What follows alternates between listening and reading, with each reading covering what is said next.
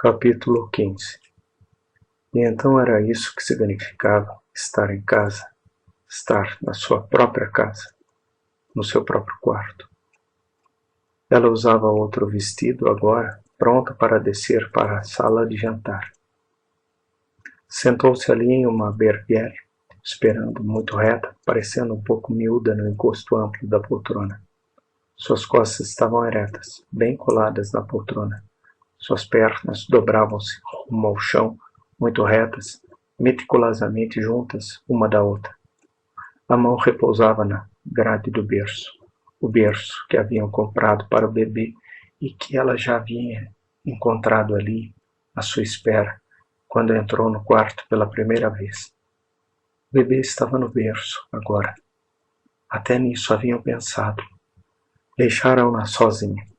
Ela teria de ficar sozinha para saborear a situação de forma mais plena, como estava fazendo, ainda sorvendo o ambiente, horas depois, desfrutando, inalando sua essência. Não havia palavra alguma para o que ele lhe proporcionava. Horas depois, e sua cabeça, de vez em quando, ainda viraria para um lado e para o outro, num gesto lento, amplo, admirado, abrangendo no olhar as 4 paredes do aposento, e mesmo acima dela, sem esquecer o teto. Um teto sobre sua cabeça. Um teto para proteger da chuva, do frio e do abandono. Não era como o teto anônimo de uma residência alugada. O teto de um lar, protegendo, abrigando, guardando, tomando conta da gente. Em algum ponto do andar de baixo, levemente perceptível aos seus ouvidos aguçados, o alvoroço tranquilizador dos preparativos da refeição noturna, trazido até ela em débeis rumores ocasionais, pelo abrir e fechar de uma porta. Passadas atravessando com pressa um trecho do assoalho sem tapete, depois retornando, volta e meio estalar abafado de louça ou porcelana. Uma vez até a voz da criada negra ressoou por um instante com a nitidez de uma trompa de caça. Não, ainda não está pronto, Sr. Hart. Preciso de mais 5 minutos. E o protesto e a repreensão risonha que seguiu, também audível por um milagre. Tia Josie, temos um bebê em casa agora. Ele pode estar dormindo. Agora alguém vinha subindo a escada. Vinha subindo a escada para chamá-lo. Ela se encolheu um pouco na poltrona. Agora ela estava um pouco assustada, um pouco nervosa. De novo. Agora não havia mais como escapar do momento de confrontação, como ocorrera na estação de trem. Agora vinha a verdadeira reunião, a verdadeira incorporação, a verdadeira inclusão no ambiente de uma família. Agora era o verdadeiro teste. Beatrice, querida, a ceia está pronta. Quando você quiser descer. Quando estamos em casa, em nossa própria casa, há uma ceia servida para nós. Quando vamos a um lugar público ou à casa de outra pessoa, podemos jantar. Mas à noite, em nossa própria casa, nos servem uma ceia e nunca outra coisa. Seu coração exultou de alegria, como se aquela palavra insignificante fosse um talismã. Lembrou-se de quando era menina, daqueles poucos anos que terminaram tão depressa, chamado para a ceia, apenas ceia, e nunca outra coisa. Ergueu-se de um salto da poltrona, correu e abriu a porta. Será que devo levá-lo para baixo comigo, ou deixo o bebê aqui no berço até eu voltar? Perguntou em parte ansiosa, em parte insegura. Já lhe dei de mamar há 5, sabe? Sra. Hazard inclinou a cabeça de forma persuasiva. Ah, por que você não o traz para baixo só esta noite? É a primeira noite. Não se apresse, querida. Fica à vontade. Quando ela saiu do quarto segurando o bebê nos braços, momentos depois, deteve-se um instante. Tocou a beirada da porta com a ponta dos dedos, hesitante. Não na maçaneta, mas na superfície lisa onde não havia maçaneta alguma. Tome conta do meu quarto para mim, sussurrou de forma inaudível. Vou voltar logo. Toma conta dele. Não deixe ninguém entrar. Pode fazer isso? Ela desceria essa mesma escada muitas centenas de vezes no futuro. Sabia disso quando começou a descer os degraus. Desceria ligeiro, desceria devagar, desceria com alegria, com satisfação. Talvez descesse a escada com medo, sobressaltada. Mas agora, nessa noite, era a primeira vez que descia a escada.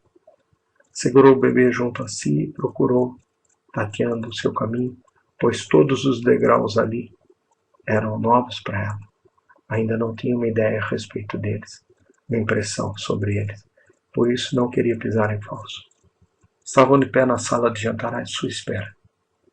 Não de forma rígida, formal, como sargentos na hora do rancho, mas numa tranquilidade natural, como se não estivessem conscientes do pequeno tributo de consideração que prestavam a ela.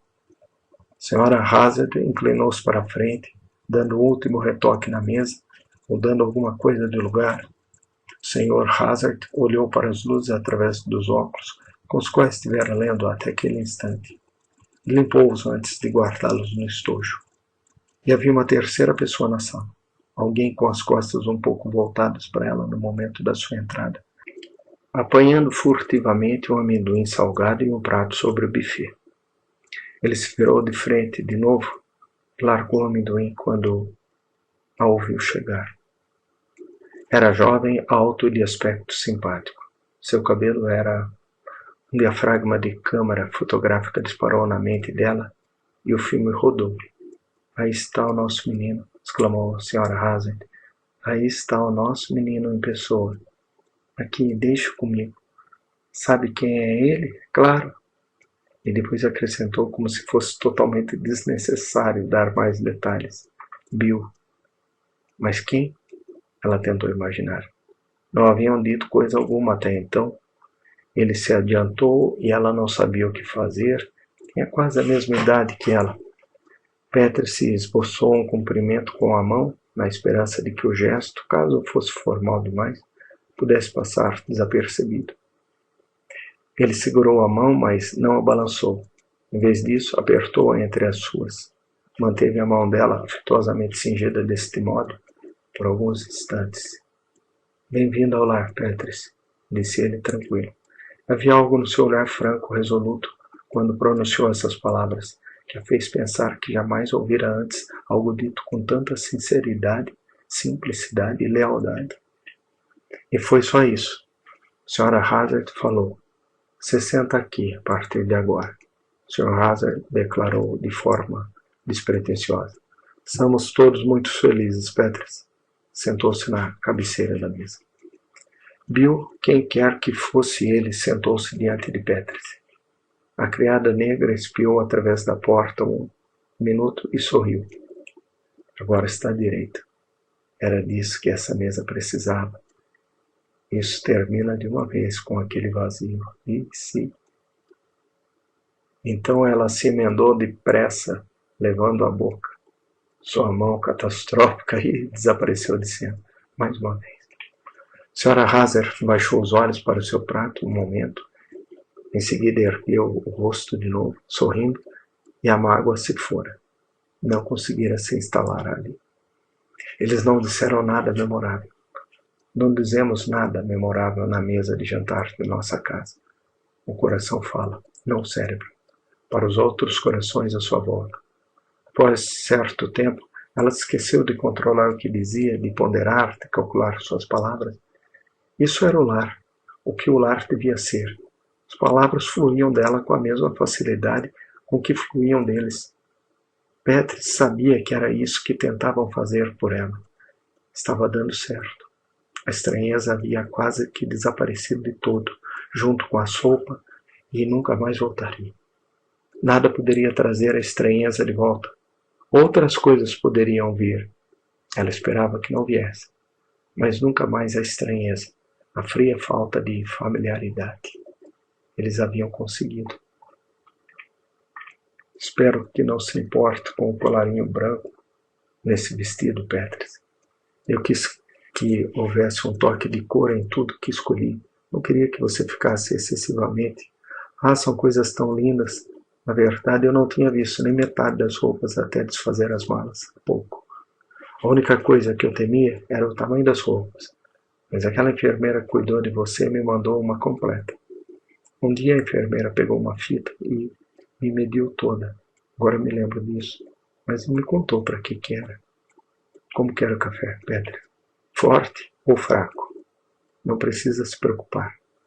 Nada disso, diga para ele, querida, só uma vez. Daqui para frente, ele não terá mais que perguntar a você. Bem, forte, eu acho. O mesmo que eu. Bill falava com menos frequência do que os outros três. Apenas um toque de timidez, Petris reparou. Não que ele estivesse tenso, constrangido ou algo assim. Talvez fosse o jeito dele. Tinha um jeito calado, reservado. O problema era, quem seria esse homem? Petris agora não poderia mais perguntar de forma direta. Ela omitiu no primeiro instante e agora já haviam se passado 20 minutos. Nenhum sobrenome fora pronunciado, portanto, ele devia ser. Logo descobrirei, Petri se disse para si mesmo. É fatal que isso aconteça. Ela já não estava com medo. A certa altura, Petri viu que Bill a fitava quando voltou seus olhos para ele. Ficou imaginando o que estaria pensando enquanto a olhava. E Petri estaria mentindo para si mesmo se não admitisse que sabia, que podia adivinhar, pelos traços visíveis na sua fisionomia. Ele estava pensando que o rosto de Petri era bonito, que gostava de olhar para ela. E um pouco depois ele disse, pai, pode me passar o pão, por favor? E ela soube quem ele era.